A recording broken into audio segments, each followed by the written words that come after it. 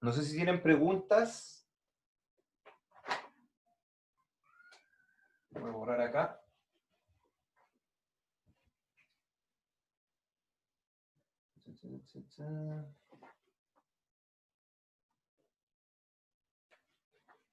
Ya. Entonces esta era la energía de una distribución de carga, la energía potencial.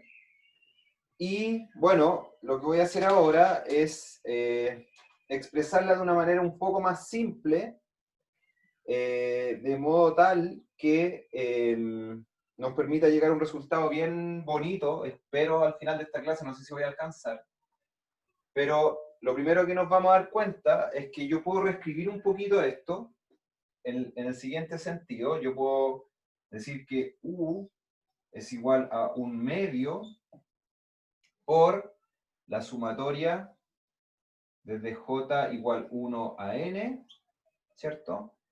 Y aquí voy a poner Q sub J,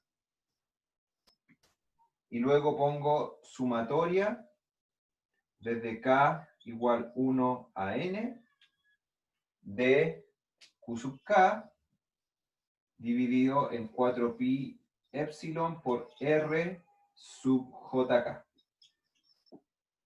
¿Ya? Entonces, esto vendría siendo, si uno lo trata de interpretar, esto vendría siendo el potencial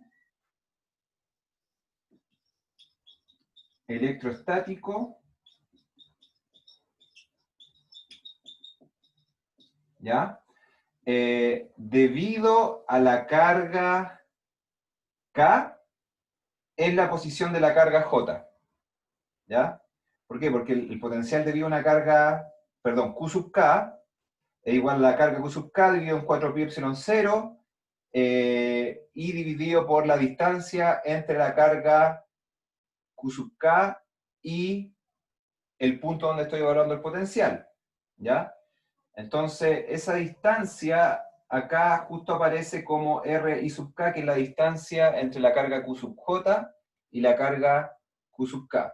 Por lo tanto, esto es el potencial electrostático en la posición de Q sub J debido a Q sub K. ¿Ya?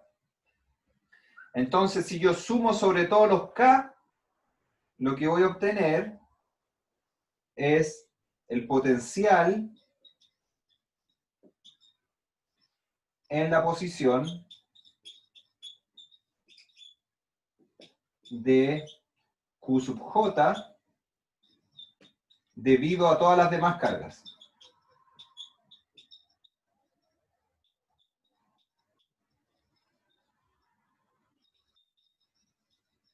De hecho, por eso siempre hay que poner aquí J distinto de K, porque en el fondo, debido a todas las cargas Q sub K, que no incluyen K igual a J, obviamente.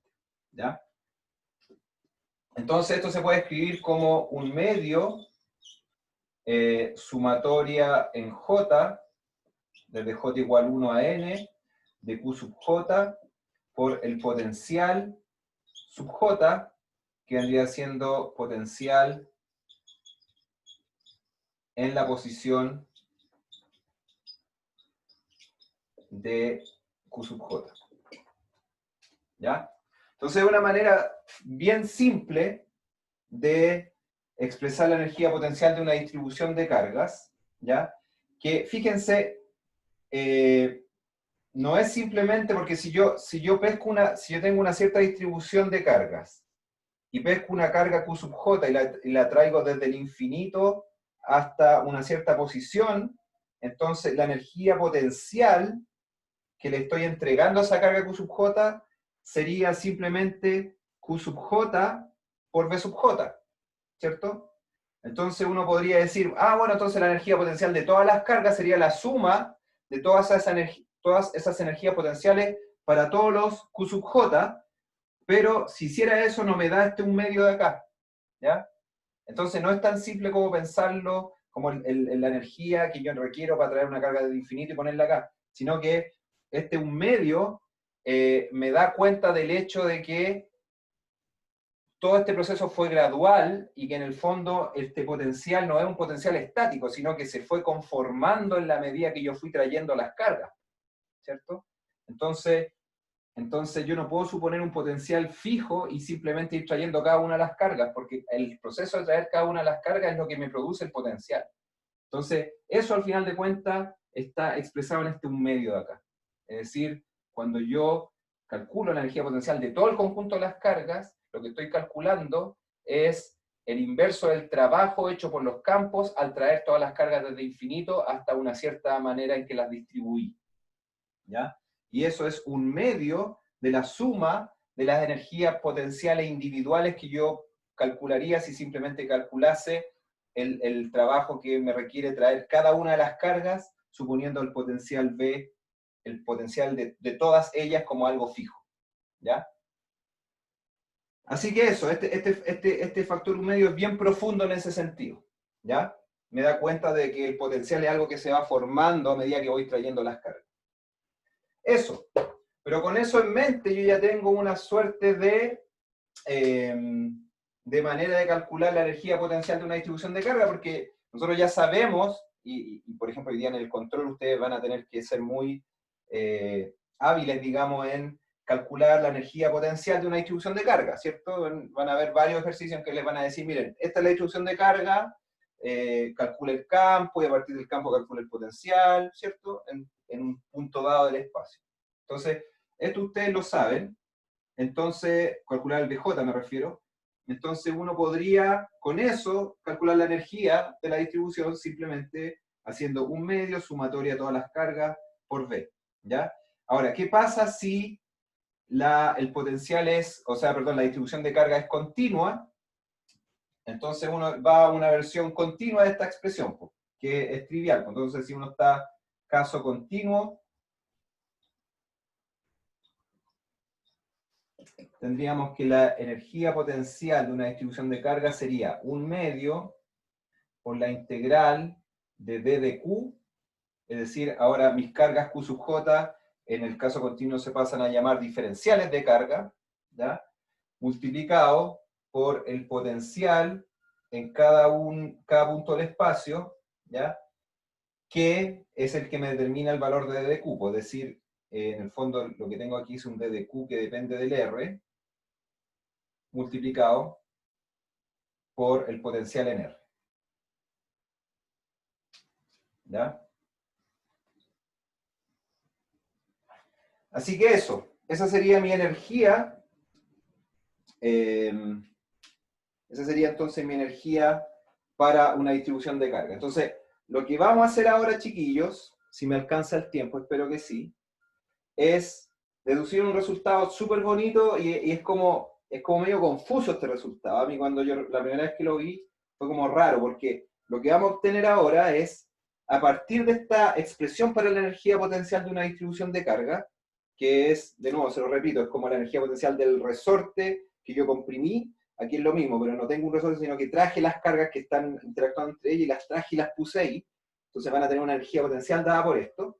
Entonces, lo que vamos a llegar a obtener ahora es que si yo calculo el campo eléctrico producido por esta distribución de carga, yo puedo obtener una expresión para la energía que depende exclusivamente de ese campo eléctrico. ¿Ya?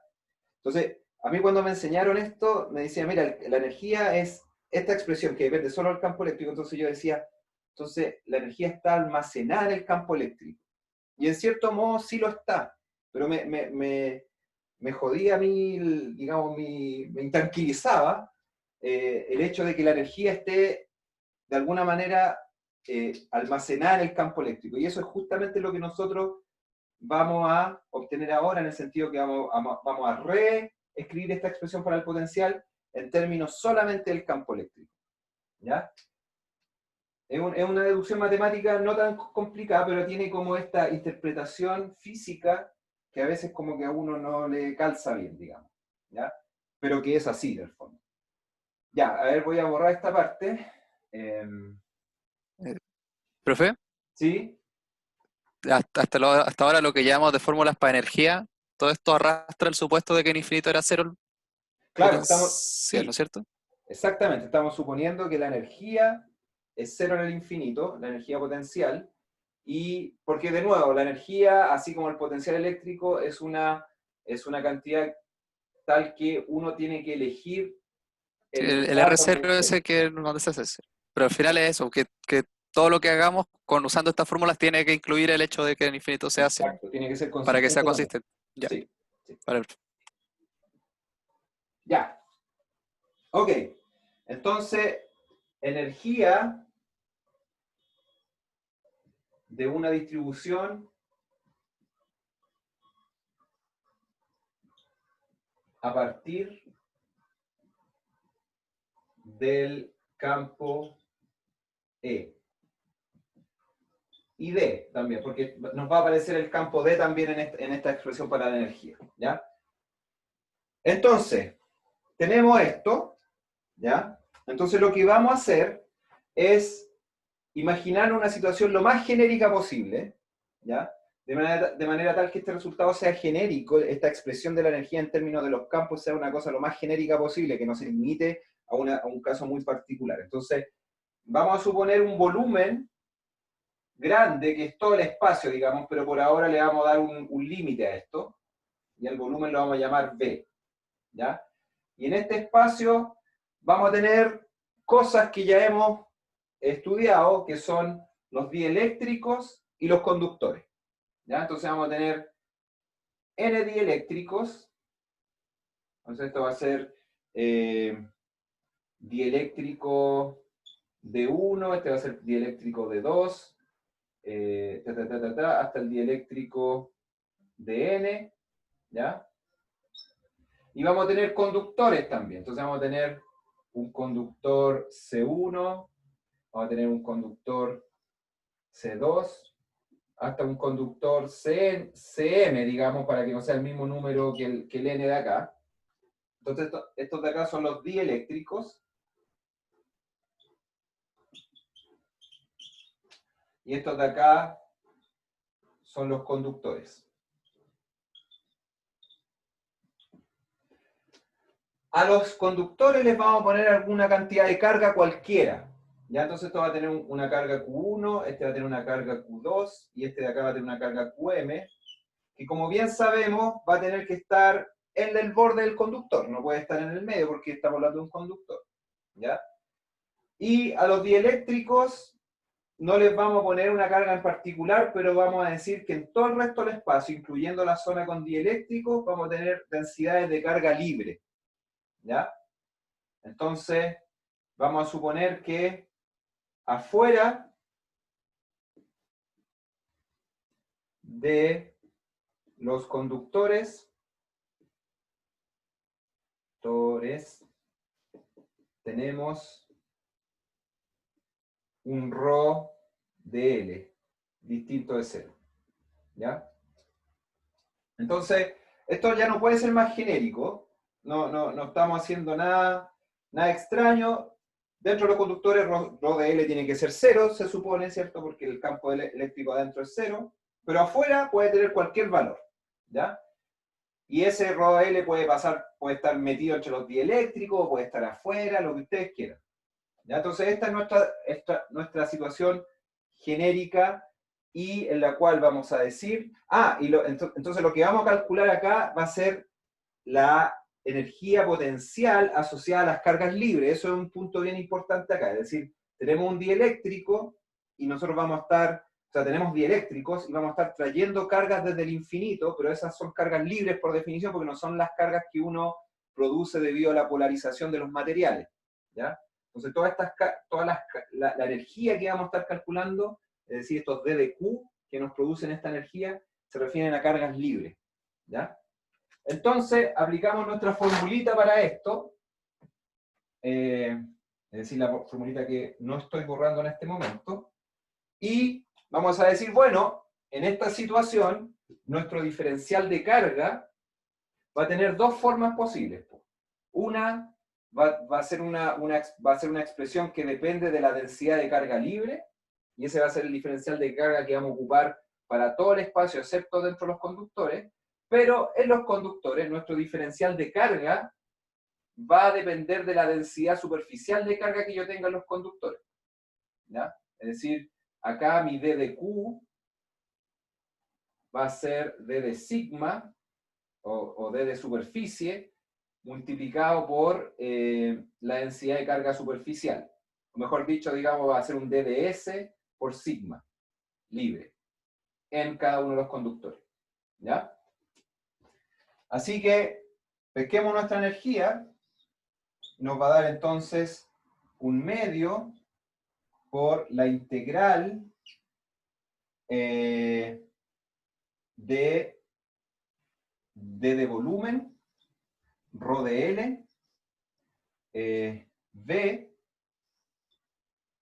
en todo el espacio, excepto los conductores, porque los conductores no voy a tener rho de L, ¿ya? Entonces voy a tener, esta integral va a ir sobre un volumen que va a ser igual a V menos la sumatoria de los volúmenes de los conductores.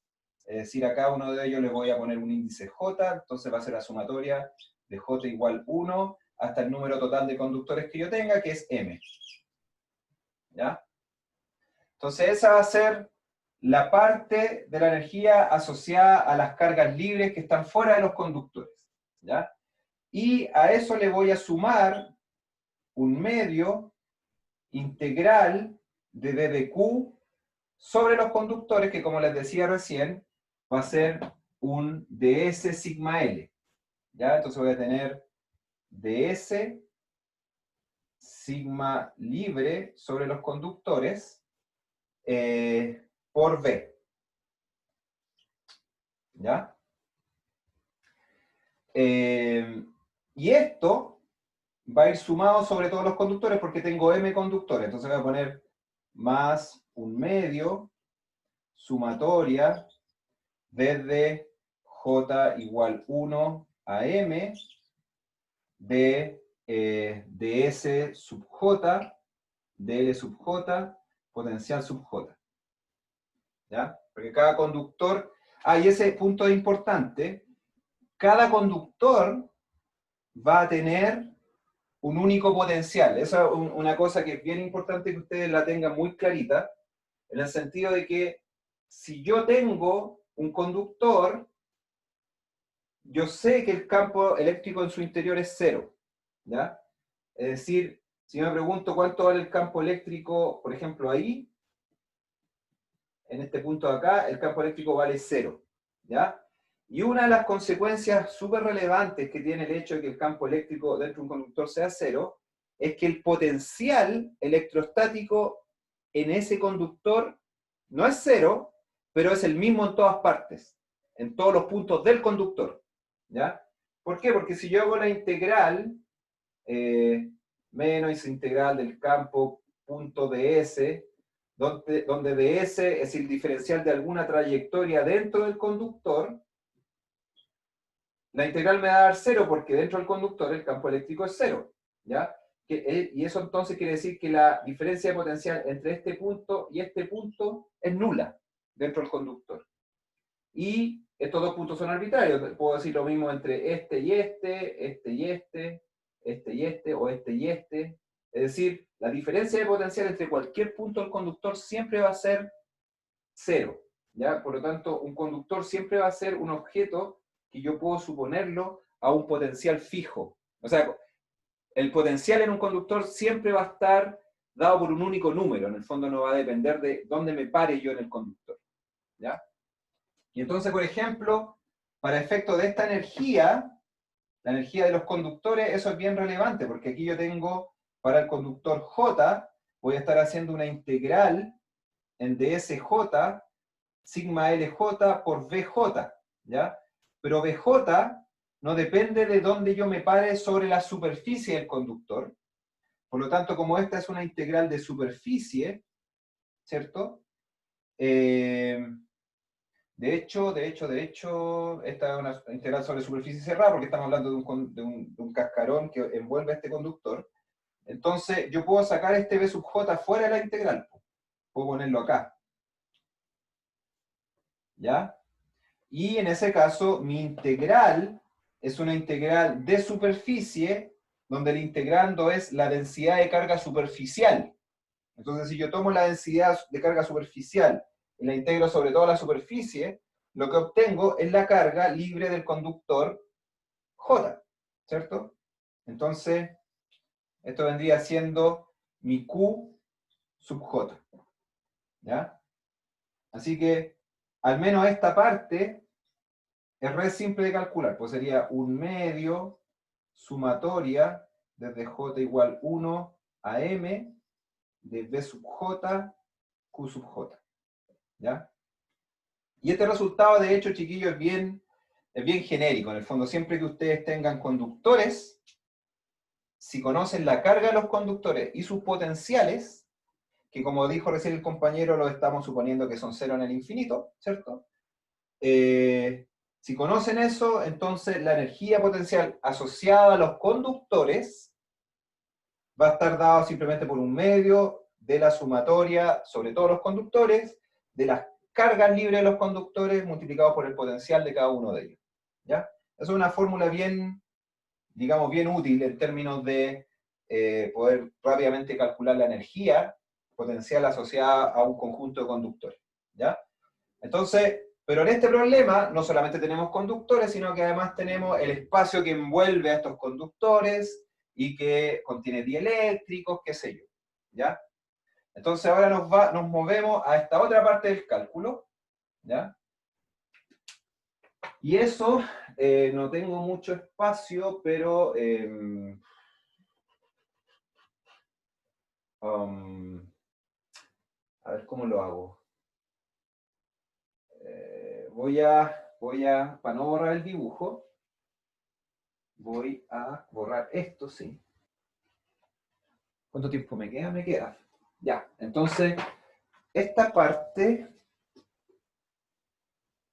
la vamos a llevar aquí abajito y vamos a tratar de aprovechar este espacio de acá. Entonces, esta parte es más o menos, digamos, más o menos fácil de calcular. Lo que me tengo que fijar, y aquí es donde empiezan a aparecer los campos, chiquillos, los campos E y D. En el sentido de que lo que voy a hacer acá es aprovechar la ley de Gauss asociada al campo D, en su versión diferencial. ¿Se acuerdan que tenemos una ley de Gauss para el campo eléctrico, pero otra ley de Gauss para D? ¿Ya? Entonces vamos a ocupar la ley de Gauss para D, que dice que ρ de L es igual a la divergencia de D. ¿Ya? Eso sale de la ley de Gauss. Entonces, lo que me queda es que, a ver, a esta parte del U la vamos a llamar, le vamos a poner un cierto nombre, o no le pongamos ningún nombre, le vamos a poner el igual nomás, entendiendo que nos estamos enfocando en esto, y me queda entonces 1/2 de la integral sobre el volumen, pero excluyendo el volumen de los conductores. Entonces, volumen conductor J, integral en J. ¿Ya? D de dB, divergencia de D por V. ¿Ya?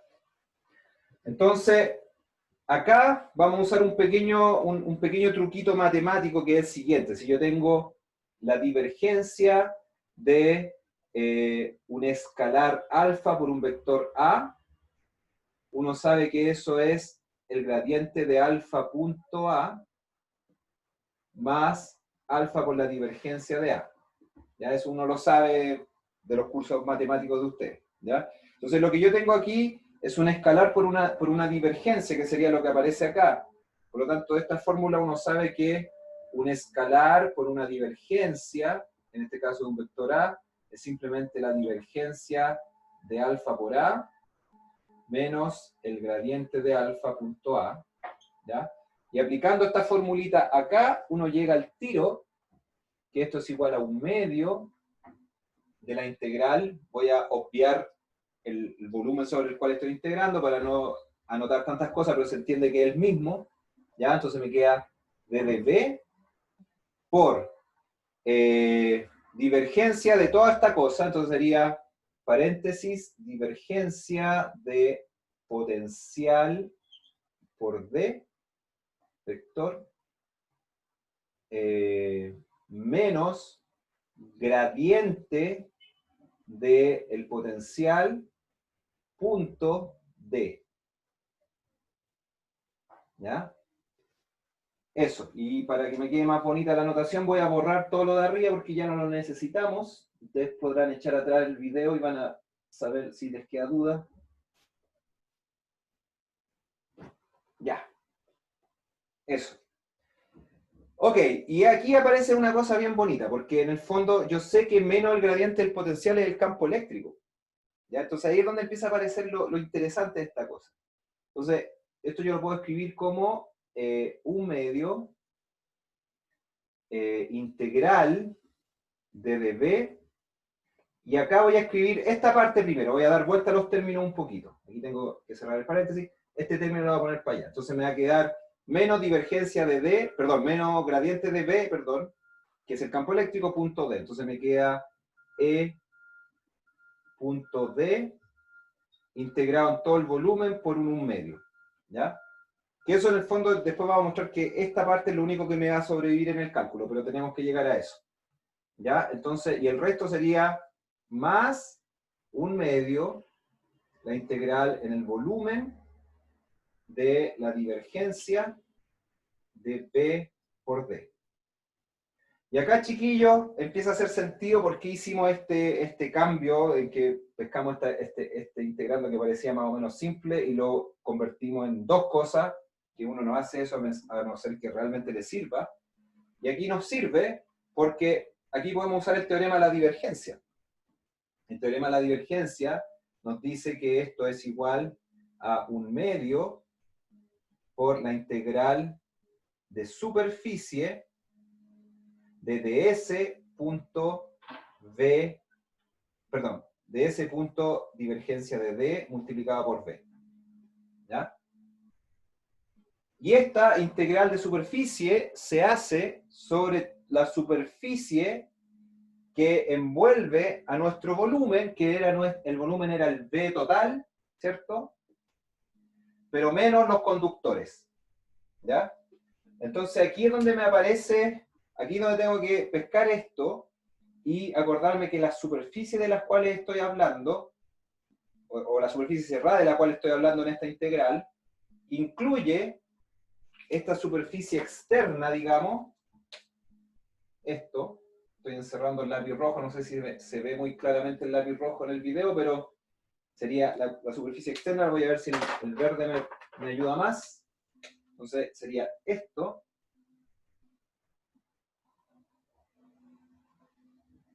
Esto de acá, ¿cierto? Pero además, esta superficie tiene que incluir la superficie de los conductores, ¿cierto? ¿Por qué? Porque el volumen que nosotros estamos considerando es el volumen de de toda esta zona verde grande, digamos, pero menos los conductores. Entonces, cuando uno aplica el teorema de la divergencia para la integral sobre ese volumen, uno tiene que considerar la superficie que envuelve a ese volumen. Y estrictamente hablando, la superficie que envuelve a este volumen que estamos integrando es lo de afuera, pero también las superficies chicas asociadas a los conductores. ¿Ya? Por lo tanto, esta integral que parece más o menos simple, no es tan simple porque tengo que tomar en cuenta todo esto. ¿Ya?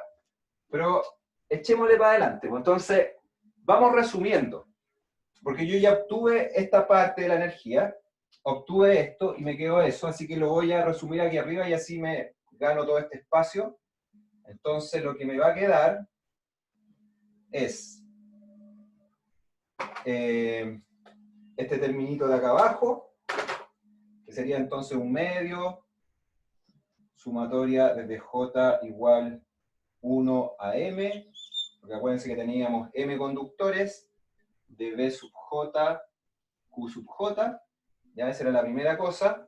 Después me aparecía este término de acá, que era un medio integral sobre el volumen de... y acuérdense que este volumen igual lo voy a poner explícitamente, era B menos el volumen de los conductores, que sería sumatoria de J igual 1 a M del volumen de los conductores J. ¿Ya? Que Aquí me acabo de dar cuenta que la notación que elegí no es la más afortunada porque se puede confundir volumen con potencial, ¿ya? Pero yo creo que desde el contexto ustedes van a darse cuenta cuando estoy hablando de volumen y cuando estoy hablando de potencial, pero reconozco que no fue la mejor elección ocupar la letra B mayúscula tanto para volumen como para potencial. Así que tengan cuidado con eso. Y aquí me queda entonces E punto D. ¿Ya? Ahora, yo acá estoy tomando volumen menos el volumen de los conductores para integrar E punto D, pero E punto D es cero dentro de los conductores. Entonces, si yo no excluyera el volumen de los conductores, el resultado de esta integral no me cambiaría, porque en el fondo, si digo ya, igual voy a integrar dentro del volumen de los conductores, pero claro, al hacer esa integral me va a dar cero, porque dentro del volumen de los conductores el campo eléctrico es cero. Entonces, estrictamente hablando, yo puedo sacarme esto, ¿ya? Y me queda un poco más bonita la notación nomás, ¿ya? O sea, Yo sé, ¿sí? es que estaba viendo y parece que puso una divergencia además, creo, en el último, o sea, la parte de abajo a la derecha, cuando usó el teorema de la divergencia, porque puso dos veces divergencia. Ah, sí, sí, sí, gracias, gracias, gracias, gracias, chiquillo, pucha. Sí, sí, sí, tienen toda la razón. Ya, tienen toda la razón. Ya, muchas gracias porque eso me iba a producir un problema de consistencia luego, así que te agradezco que me lo hayas dicho. Ya, eso. Entonces, con eso estamos cerrando, digamos, las cosas que ya conocemos, pero nos falta agregar eso, ¿cierto? Entonces nos queda más un medio integral de S punto V vector por el potencial. ¿Ya? Entonces, acá les decía, la superficie es la externa más la interna, más la superficie de los, digamos, de los conductores. Entonces, vamos a dividir esto en dos partes. Una va a ser la integral sobre la superficie externa y la otra es la de los conductores. Entonces, la parte externa la ponemos para acá. Y lo que nos damos cuenta ahí es que esta integral de ds en la parte externa, uno puede hacerse la pregunta de cómo, qué tan grande o cómo dependen digamos, estas cantidades respecto a el tamaño de esta cosa. ¿Por qué? Porque en el fondo lo que uno quiere es que el volumen en el cual uno va a integrar sea el infinito, es decir, uno quiere integrar sobre todo el espacio. ¿Ya? O sea, quiere hacer tender este volumen a algo arbitrariamente grande. ¿Ya? Entonces, uno sabe que en el fondo esta integral, que es BD, uno sabe que si uno tiene cualquier distribución de carga que esté confinada, porque en el fondo a la hora de aplicar esto a algún caso concreto, uno quiere calcular la energía potencial de una cierta distribución de carga que esté, no sé, pues, contenida en esta pieza, ¿ya? O en un cierto recinto cerrado, ¿ya? Entonces uno sabe que si uno se aleja de ese lugar, el campo eléctrico que las cargas que están en esta pieza van a producir, van a decaer como la ley de Coulomb, ¿cierto? Es decir, si la carga neta que hay en esta pieza tiene un cierto valor, el campo eléctrico y por lo tanto el desplazamiento eléctrico que yo voy a producir a una distancia muy, muy grande de esta pieza, va a tender a comportarse como una función que decae como 1 sobre r cuadrado. ¿Ya? Y asimismo, el V, también si yo lo mido lejos del lugar donde tengo mi distribución de carga, va a tender a comportarse como 1 sobre R. ¿Cierto? Porque ese es el potencial de una distribución tipo Coulomb. Y cuando yo veo cargas desde mucha distancia, al final el campo que me generan tiende a ser un campo tipo ley de Coulomb. ¿Ya? Entonces, mi integrando va como 1 sobre R al cubo. ¿Ya? Porque tengo 1 sobre R cuadrado acá, 1 sobre R en el potencial. Y la superficie sobre la cual yo estoy integrando eso, que es muy grande, que estoy, no sé, por la estratosfera, va como R al cuadrado, ¿cierto? Si yo me imagino una superficie muy gigante, envolviendo una cierta distribución de carga, entonces el tamaño de esa superficie va a depender del cuadrado de la distancia. Entonces, la superficie, o la integral de superficie, digamos, va a ir como 1 sobre, perdón, como r al cuadrado. Entonces, ¿qué quiere decir eso?